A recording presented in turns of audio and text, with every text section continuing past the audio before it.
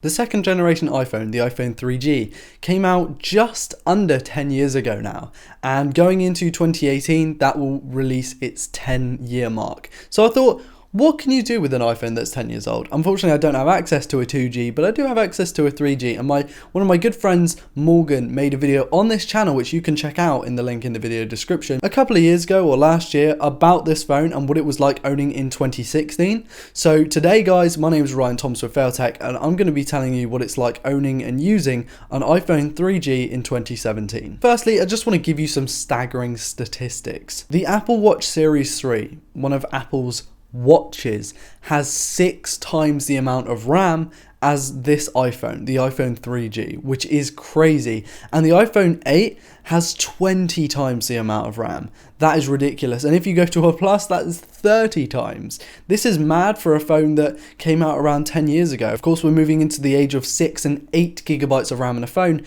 This thing had 128 megabytes. In the way of specs, you're getting a near enough 10-year-old phone, so don't expect much. It's limited to iOS 4.2.1. Just to put that into perspective, we're on iOS 11 now. Although, to put it into perspective also, I'm on iOS 10 because iOS 11 seems to be buggy. There are a few other things to point out. The camera is less capable than most webcams, including the one I use to run my Twitch streams, which is crazy. And there's no front-facing camera, so you won't be getting your Snapchat or selfie game on.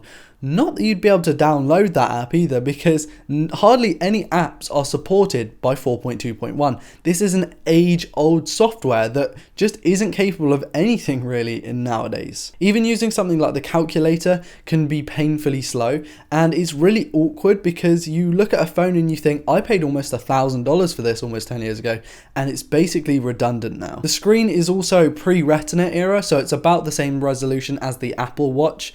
Yes, that's right, the same resolution as the Apple Watch. Not quite exactly the same, but basically the same. Funny story actually about the screens. My friend from school, when I had my Nexus 4, which has a 4.7-inch display, when we were at school, she had an iPhone 5, which has a 4-inch screen.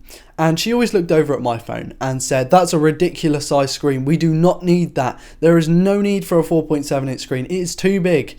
She now owns an iPhone 7, so we can see how that went down. You won't be getting anything in the way of specs. It's one of those things that you just cannot go back to. These specifications are lesser so than most smartwatches, although smartwatches are still quite underpowered. So you can really see where this is going. iOS 4.2.1 and the iPhone 3G are really not usable, even for calling or texting, because this thing can crash and lock up. And actually, you can get those small brick phones that don't do much more than call and text, and they're going to perform better than this age-old smartphone that basically pioneered the capacitive touchscreen. I still find it funny looking at these specifications for the camera. A 2 megapixel camera with no video recording, so you don't get a front shooter, and the rear shooter is only capable of 2 megapixel stills in pretty bad light. Also, modern iPhones are renowned for incredibly quick shutter speed and shutter response, and this old iPhone can't do that. It takes an age to take a photo. Overall, I thought this was a really interesting video to research and make, and I'm really glad that I get to make these kinds of videos for you guys.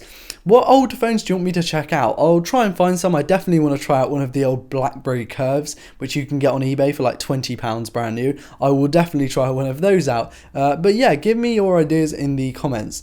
Anyway guys, I know this is a short video, but I'm trying to keep them short and sweet and without going on and babbling on. My name is Ryan Thomas with Failtech. Please do like this video if you like it, dislike it if you dislike it, tell me in the comments your ideas and thoughts on the iPhone 3G, and please do subscribe if you're new around here to never miss a video like this one. Again, I've been Ryan Thomas with Failtech, and I'll see you in the next video.